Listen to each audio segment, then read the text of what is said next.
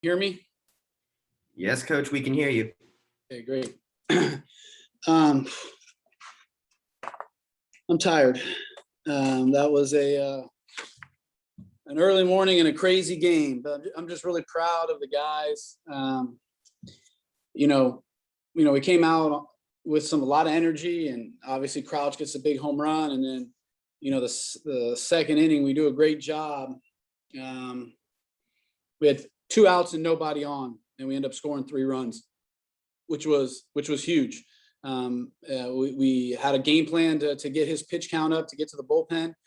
We did a great job of that, got him over 100 pitches through 5 innings. We just couldn't throw enough strikes. I mean, it's tough to win a game when you walk 11 guys, and somehow we did it. The only way you're going to do that is if your offense steps up. Obviously the inning, we just kind of got punched in the mouth there, and energy changed. And the next couple innings, we kind of sleptwalked through, and then we got a couple hits, and the energy changed back into our favor. And again, the offense did a tremendous job of just passing the bat, getting to the next guy. Get a huge, some ball in the dirt reads, a safety squeeze, like a walk, maybe 2 walks. And then obviously, get some runs, and then Rathbone puts the nail in the coffin. And that really, again, we needed it, obviously. I mean, Litch came out there, and Bellini did a great job. The leadoff hitter of the 8th inning goes 10 pitch at bat, and just wears on David. And obviously that just kind of snowballed for him. But again, he did a much better job than anybody else of just being able to attack the zone, throw strikes, trust the defense behind you. And was able to close the door. So it got crazy there, but Zach Bennett did a great job coming out of the pen. Give it the one home run, but was awesome. Again, David just he just had to push through, and he gets up his pitch count, but just keeps competing and attacking the zone, and we figure out a way to win. So it was interesting. So we made it interesting, and but we'll take the win and enjoy the day off tomorrow, and come back on Thursday, and whoever we got to play, we got to pitch better and keep the offense going, but we got to pitch better. So plenty of games the pitchers have picked us up all year. So we needed the offense to pick us up this time. So proud of the guys, all of them, for finding a way to get the win. Coach, can you just kind of speak on the character of your team? That middle part of the game wasn't a whole lot going offensively. Cincinnati kind of built their lead, but for the guys to battle back and obviously that huge 8th inning, just kind of talk about the character of your team to fight to the very end. I wrote it on the pregame card for the kids. It just, there's been a lot of good this year. There's been a lot of bad. I just feel like the season had toughened them, and they feel callous to being down, and just understanding that their backs were against the wall, and to be able to come out here and just keep fighting. And again, I think that there was about 2 or 3 innings in there where, we still kind of were in shock of the inning that we gave up, the 5 spot.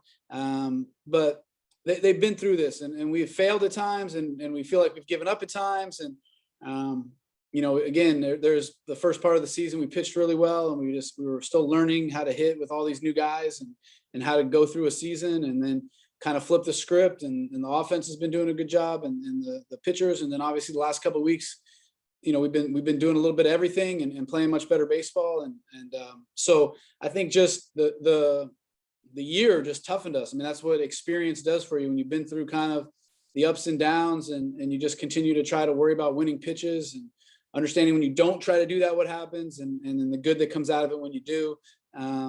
You just grow up. So I feel like the team has grown up over the year, and that's what allowed us to play the way that we needed to play, from the 7th or 8th inning on, just to never quit. And obviously a guy like Jordan Rathbone, who it's his last go around. I think the guys rally around him, just knowing they want to fight for him and compete. And from an offensive standpoint, and we just kept passing the bat, and hitting can be contagious sometimes. So you put together some good at bats. You just try to get the next guy up. You don't need to be a hero, but you got to go through all that. You got to go through the ups and downs and the failures of this game in order to really be great at it. And so just proud of the guys all year of continuing to push and work, and the staff, everybody's shown up and worked, no matter what our record was, no matter where we were at, just believing in the goal of trying to get better and be our best team at the end of the year. And when you stay with that mindset, good things happen for you. So just proud of the kids for continuing to fight. Coach, how does it take the pressure off to be in the winner's bracket?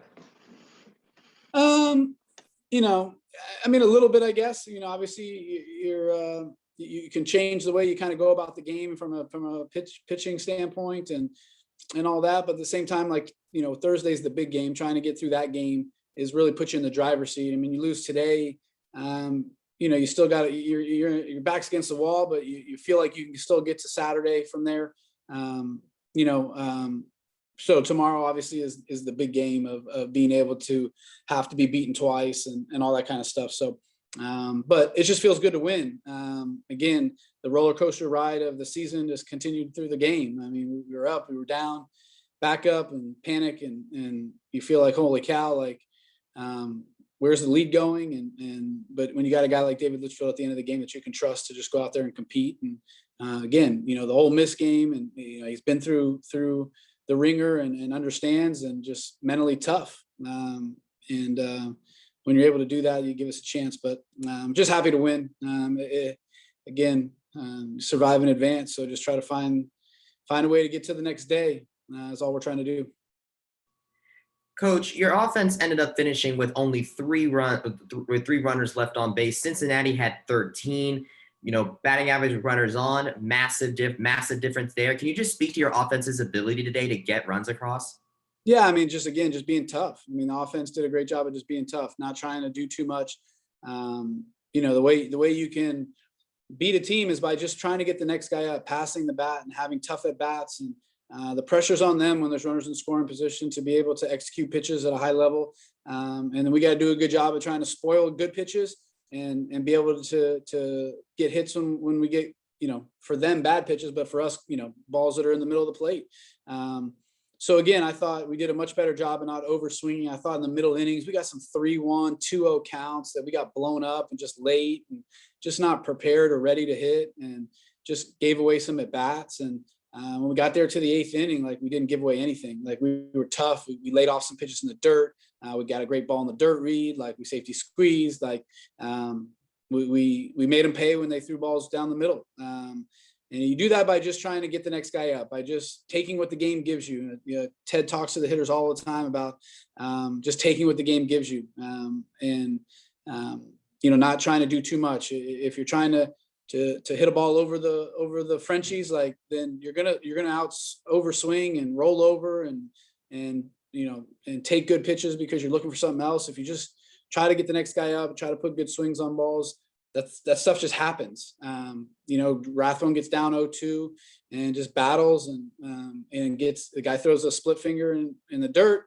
He takes it and then he throws one that he left too much, over the middle of the plate. And I don't believe Jordan's trying to do that. I believe Jordan's trying to just get the next guy up. When you do that, good things can happen. So, we were efficient with runners in scoring position. I mean, obviously they're going to leave a lot of guys on base when you give them 11 free bases. It's tough, but for us to continue to hit and just keep showing up and just keep the bat passing to the next guy, keep the line going. I'm just proud of the kids for not quitting and finding a way to kind of get back in there. And the energy obviously changed once we got a couple hits, and we guys just had tough at bats. And that again, early in the year, we weren't able to do those kind of things. We struggled with runners in scoring position, and we struggled being tough. And so the season has toughened us, especially from an offensive standpoint. So just proud of the kids for continuing to work and continue to get better. Coach, I know you've kind of referenced Litch a couple times, but can you kind of talk about that particular moment at the end of the game? Cincinnati loads the bases. There are guys up at the plate. He's already hit a couple of home runs, so he represents potentially the time, could have tied the game with the grand slam, already hit a couple homers. Can you kind of talk about the moment for Litchfield just to get that out and how big of a play that was? I appreciate you going play-by-play there, because now my heart's racing again. But again, when you watch David pitch, he's expressionless. He does a great job of being able to flush bad things. He gave up that home run, he's staring out in the center field. He has a routine. And, you know, not that it's saying that David's not nervous, but he knows how to handle it. You know what I mean? Like, he knows how to just go out there and continue to execute pitches. Like, it's a tough situation that he put himself into, but you know, if you just worry about this pitch right now, you don't worry about, oh my gosh, like the bases are loaded, what could happen? That's all stuff that's in the future that you can't control. Like, what if this guy hits a home run? Like, you can't control that either. Like, the only thing you can control is executing pitches. You know, he hit a hanging cutter. He had looked bad on a cutter the pitch before he hit the home run, and then we threw one that was elevated and didn't do much, and he pounded it. And so, you know, Nick and I just decided to just pound him inside, try not to let him get his hands extended. You know, I told Nick before, I mean, as he walked to the plate, like, I'd rather walk him than him hit a grand slam. So just live on the edges. Don't let him get extended. Don't let Litch make a mistake. Just trust the sink and stuff. But that's what Litchfield, that's why he's at the end of the game. You got to have a different mindset to pitch at the end of the game. Like, if that moment gets to you, like, then you just walk guys, and you shrivel. But when you have the mentality that he does, that he has mastered over the last, you know, 3 or 4 years, like, then those moments you just go out and do your job. Like, you go out and execute pitches. It's not easy, but when you practice it, when you visualize it, when you trust it, like, it ends up not being that difficult. And so, you know, he's worked really, really hard in his career. He's been in a lot of big moments in the end of the game. And that experience obviously was huge today. And, you know, again, I felt like he should have won one of the all conference teams as well as he's done. You know, those type of guys got to step up in big moments. And David Litchfield did that. And I'm really proud of him. And I'm sure grateful that he throws the last inning for us all the time. You used 5 pitchers today. Where do you think this leaves you going into Thursday? I mean, we'll be fine. We'll get a day off tomorrow, so those guys will get in, get recovery and treatment. And you know, obviously Litch is going to be the one that'll be kind of up in the air. But you know, the one thing I know about David is he ain't going to bow out. Like, he's going to tell me he's ready to go and he wants the ball. We will obviously, you know, nobody else threw a ton of pitches with a day off. You know, if we were playing tomorrow, it'd be a little bit different. But with the day off, we'll be full go probably. Again, Litchfield might be the only question mark, and obviously Hunter won't be able to throw. But the rest of them, they'll do their job here, you know, the next 48 hours to get their bodies in a good position. I know Jeremy, our strength coach, and Patrick, our trainers, will be working around the clock to make sure those guys do what they need to do and get prepared and get their bodies and minds back in a position to be able to help us. And obviously Vespi didn't throw today. You know, and again, whoever we decide to start, whether it's Jack or somebody else, like, we'll be ready to go. So we'll just figure out who we're going to play and then figure that out. But I feel like we're in a good spot. The day off is going to be huge for us. So I'm glad we get the day off, and that'll get us back as close to full strength as we possibly can. Speaking of Hunter, he's only held the game 1 position for 2-3 weeks now. And so, of course, now he comes into this tournament pitching the first game. What did you see out of him today? Yeah, you know, I just think he wasn't sharp. I mean, obviously walked 3 guys in 3 innings, but even then, his command was just below what he has been able to do, especially in the last month. But really, ever since he moved to the bullpen, his command's been a lot better. You know, and he's walked some guys. You know, that's stuff that we got to get out of him here, you know, before next year. But you know, he's been able to execute pitches, and he's been around the zone and just living around the edges, and just kind of some unfortunate, you know, walks that he had, you know, during the course of the year. But today was different. Like, the breaking ball he was able to land. We were throwing a lot of first pitch off speed stuff, breaking balls especially, because he was struggling with the command of his fastball. We couldn't get it in, which is where he really lives. Again, you know, the sink away, it was flattening out and just not being able to execute. The fastball command just wasn't there, and it just made it really, really hard to call pitches and made it really hard to execute and get into good counts. He just got into a lot of, you know, hitters counts and allowed them to be able to be a little bit more aggressive and free swinging, and you know, it just sucked. I mean, I feel bad for him because I felt like he was ready. And I expected a great start out of him. It just wasn't his day today. So he's got to be able to flush it. You know, if we're going to win this thing, he's going to need to pitch again at some point, whether that's to close the game out in relief or to start another game. Like, he's got to become a great teammate, a great cheerleader, and also live in that training room. And you in recovery and just make sure that he does what he can to get himself ready to go. That's 1 inning, 3 innings, or 5 innings that we need from him at some point. We're going to need him again to win this thing. So he'll bounce back. He's a tough kid. And, again, the experience we is one of the biggest factors in this is we just lack.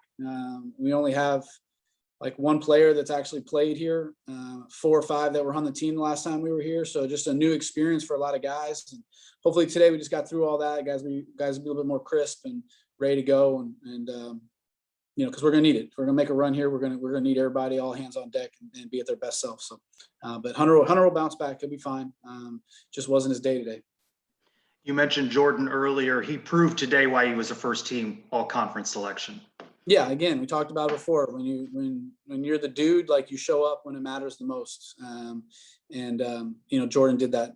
He got off to a rough start with 2 strikeouts, but bounced back with a single. I can't remember what he probably did in his next at bat, but and then he got another single, and then he gets the huge home run.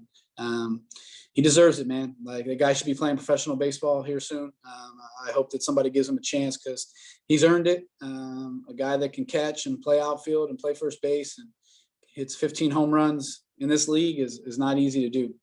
So again, you talk about being proud of somebody. Just, I've talked about it on senior day, just how much he means to this program, the legacy that he's left. And he continues to do that this week by continuing to build on that legacy. Zach Bennett ended up coming out with the win today. You mentioned last week that you saw in game 2, you said you saw Bennett throw the best you've seen the past 2 or 3 weeks. How was that transferred into this tournament, and what can you just say about Bennett's performance today? But he pitched great. I mean, made one bad pitch, a hanging breaking ball, but everything else was great. Just attacking. And again, he's been in some big moments. He's done some good things for us. And, this past weekend was the best I thought he had thrown in a long time. So again, just that growth process, that maturity process over the course of the year. Again, it's tough because we don't have experience here, but at the same time, these kids aren't freshmen anymore. They've got a lot of innings, a lot of appearances, a lot of at-bats under their belt.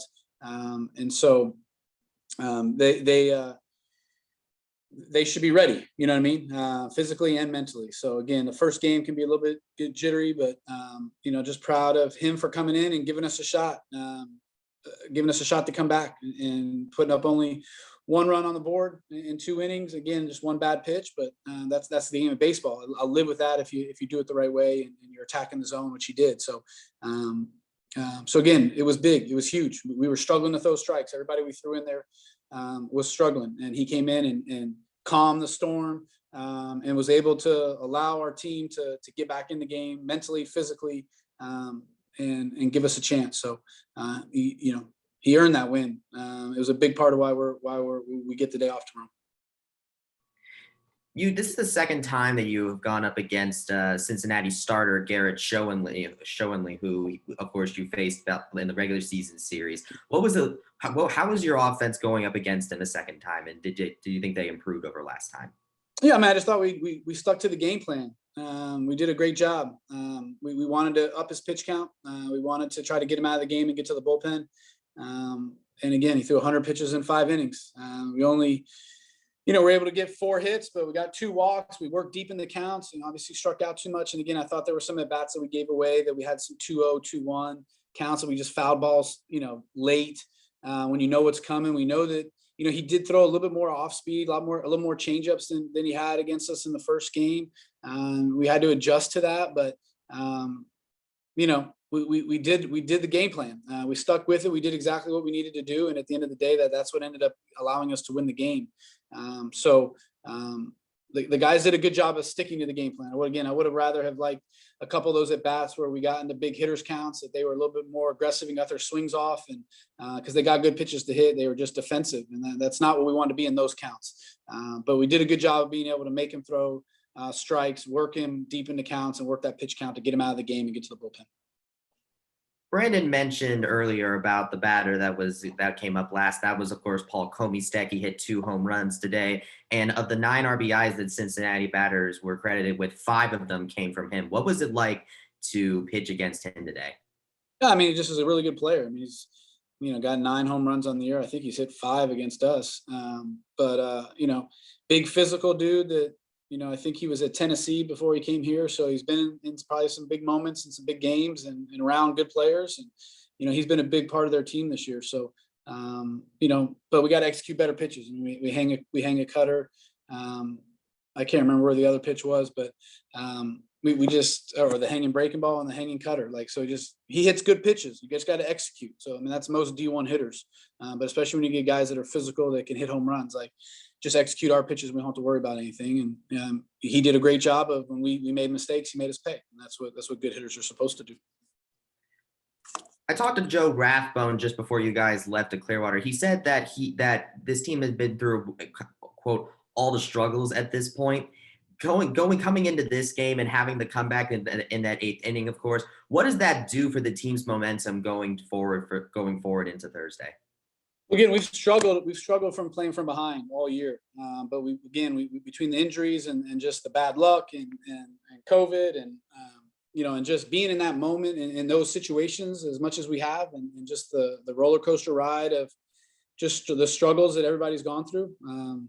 That's toughened us up. So I thought it prepared us for today. But then it also, just gives you confidence going forward that no matter what the score is, no matter what happens in the next game, just continue to play. Good things can happen when you do that. You just trust each other and just keep passing the bat. And, we're a tested team.